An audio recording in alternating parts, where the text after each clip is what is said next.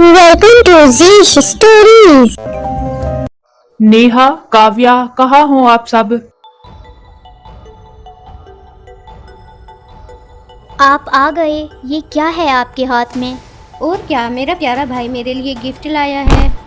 ये क्या बात हुई? मैं तुम दोनों के लिए कपड़े लाया हूँ। अर्नव अपने हाथों में उठाए शॉपिंग बैग को आगे बढ़ाते हुए, ये नेहा तुम्हारे लिए और काव्या ये तुम्हारे लिए। काव्या नेहा के बैग को अपने हाथों में खींचकर कहती है, थैंक यू भाई। पर काव्या ये तुम्हारी भाभी का है। नहीं, अब ये मेरा है, मुझे यही चाहिए। काव्या ये क्या बदतमीजी है? वो बैग सिर्फ नेहा के लिए है। उसमें उसकी पसंद के मुताबिक ड्रेसेस हैं। ये देखो, ये बैग ये सब तुम्हारी पसंद का है। भाई, मुझे सब समझ आ रहा है कि आप क्या करना चाहते हैं। भाभी के लिए आप अच्छे और कीमती कपड़े लाए हैं और मेरे लिए आप सस्ते और चीप। काव्या तुम ऐसा कैसे कह सकती हो? मॉम, देखें अब भाई को, कैसे ये अपनी बीवी की साइड ले रहे हैं। अर्नव, क्यों बहस कर रहे हो? काव्या जो लेना चाहती है उसे लेने दो। मैं कोई मजीद बहस नहीं चाहती। अपनी माँ की बात सुनकर अर्नव की आगे कुछ बोलने की हिम्मत नहीं होती और अर्नव और नेहा अपने कमरे में आ जाते हैं। सॉरी नेहा, तुम नाराज तो नहीं हो? तुम फिक्र मत करो, ये कपड़े भी अच्छे हैं। नहीं अर्नव, कोई बात नहीं, मैं समझ सकती हूँ। ये कोई नई बात तो नहीं है। जब से मैं इस घर में आई हूँ यही सब तो हो रहा है। कंप्रोमाइज़ कंप्रोमाइज़ बस। इसी तरह अगले दिन काव्या नेहा के पास आती है। भाभी, ये आपकी लिपस्टिक कितनी प्यारी है।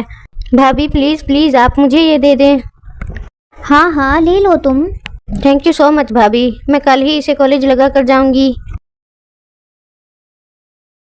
भाभी, ये आपकी साड़ी मुझे बहुत पसंद है, क्या आप ये मुझे देंगी?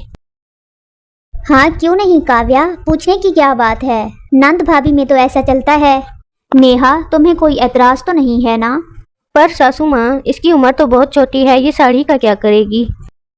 नहीं देना तो मुंह पर कह दो। ये बहाने बनाने की क्या जरूरत है?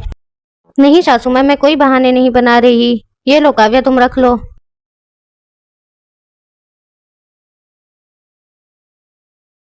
मॉम, इसका तो मुंह बनता रहता है, तुम छोड़ो उसे। जाओ तुम ये पहन कर दिखाओ मुझे, मेरी बेटी पर ये बहुत प्यारी लगेगी। एक दिन की बात है, अर्नव अपनी बीवी और बहन के लिए उनकी फेवरेट मिठाई लेकर आता है। ये नेहा तुम्हारा फेवरेट गुलाब जामुन और काव्या ये तुम्हारी फेवरेट रसमलाई। भाई, मुझे तो गुलाब जामुन ही चाहिए। पर तुम्हें तो रसमलाई पसंद है ना? मॉम देखें, ये क्या कर रही है? तो क्या हो गया बेटा, उसका नहीं दिल कर रहा तो दे दो उसे गुलाब जामुन। पर मॉम वो नेहा की पसंद है ना, मैं इसकी रसमलाई लाया तो हूँ। कोई बात नहीं अर्नव, मैं रसमलाई खा लूंगी। मॉम आप काव्या को कुछ ज्यादा सर पर नहीं चढ़ा रही?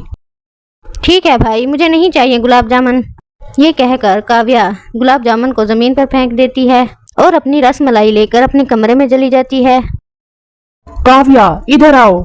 ये देखे मॉम, इसने क्या कर दिया? नहीं खानी थी तो जमीन पर तो ना फेंकती।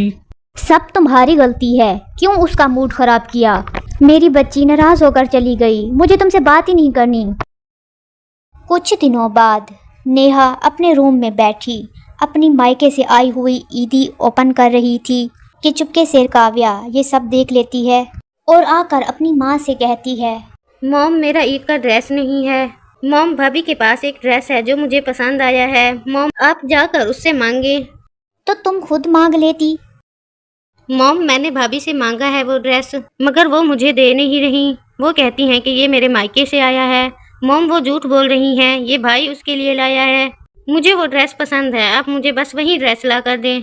मॉम, भाभी के पास तो बहुत सारे ड्रेस हैं पहनने के लिए, वो कोई भी पहन लेंगी, पर ईद को तो 4 दिन रह गए हैं, फिर मैं क्या पहनूंगी। बस वही ड्रेस मुझे ला कर दें, मैं वही का वही पहनूंगी। हाँ क्यों नहीं, वो तो कोई भी पहन लेगी, मैं तुम्हारे लिए अभी लेकर आती हूँ। हकीकत जाने बगैर ही गीता अपनी बहू के पास वो ड्रेस मांगने आ जाती है। सासू माँ, ये मेरी मम्मी खरीद कर लाई हैं। अच्छा तो नहीं लगता कि मेरा ड्रेस काव्या पहने हुए हो। ईद पर जब मेरे मॉम डैड मिलने के लिए आएंगे तो वो क्या सोचेंगे। तुम तो कोई चीज दिल से देती ही नहीं हो, हर बार कोई ना कोई बहाना बना देती हो। अब ये तुम्हारा नया बहाना है। तुम तो मेरी बच्ची को पसंद ही नहीं करती, मैं अच्छी तरह जानती हूँ। तुम्हारी वजह से अर्नव भी तुम्हारे जैसा हो गया है। नहीं सासू माँ, ऐसी कोई बात नहीं है। ये आप ड्रेस दे दें काव्या को। ईद वाले दिन जब नेहा के मायके वाले उससे मिलने आते हैं तो वो हैरान रह जाते हैं मगर कुछ बोलते नहीं। मगर नेहा की भाभी जो कि बहुत ज़्यादा नाकचिड़ी थी तो वो नेहा के बेडरूम में आती है। नेहा, तुम्हारे ससुराल वालों के तो अजीब ही रंग हैं। अब देखो ना, तुम्हारे ईद के कपड़े तुम्हारी नंद ने पहने हुए हैं। क्या इनके पास पैसे नहीं हैं नए कपड़े खरीदने के लिए? और तुमने भी तो उनमें से ड्रेस पहना हुआ है जो हमने तुम्हें शादी के वक्त दिए थे। नहीं भाभी, ऐसी कोई बात नहीं है। वो मेरी नंद नहीं, मेरी बहनों की तरह है। हाँ हाँ, अब तुम यही कहोगी। इधर आकर तुम फंस जो गई हो।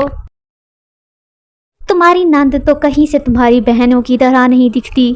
उसने तो तुम्हें जलील करके रख दिया है। अब मैं इससे ज्यादा नहीं बोलती कि कहीं तुम्हें बुरा ना लग जाए। नेहा और उसकी भाभी की ये बातें नेहा की सास गीता भी सुन लेती है और उसे एहसास होता है कि उसने कितनी बड़ी गलती कर दी है। घर की बात तो ठीक थी मगर अब तो नेहा के मायके वालों के सामने भी उसकी नाक कट कर रह गई थी। और गीता तो ये जानती थी कि उसका सबसे बड़ा रोल था इन सब में। मगर अब भी बहुत ज़्यादा देर नहीं हुई थी। गीता ने ये सब ठीक करने का फैसला कर लिया था। अब गीता किसी को भी कंप्रोमाइज़ नहीं करने देती थी। बेटी और बहू में कोई फ़र्क नहीं करती थी। अब नेहा और काव्या को उनकी मनपसंद चीज़ मिलती थी। काव्या के सारे टेढ़ेपन को गीता ने अच्छी तरह ठीक कर दिया था। अब नेहा अपने ससुराल वालों के साथ हंसी खुशी रहती थी। Do like and subscribe.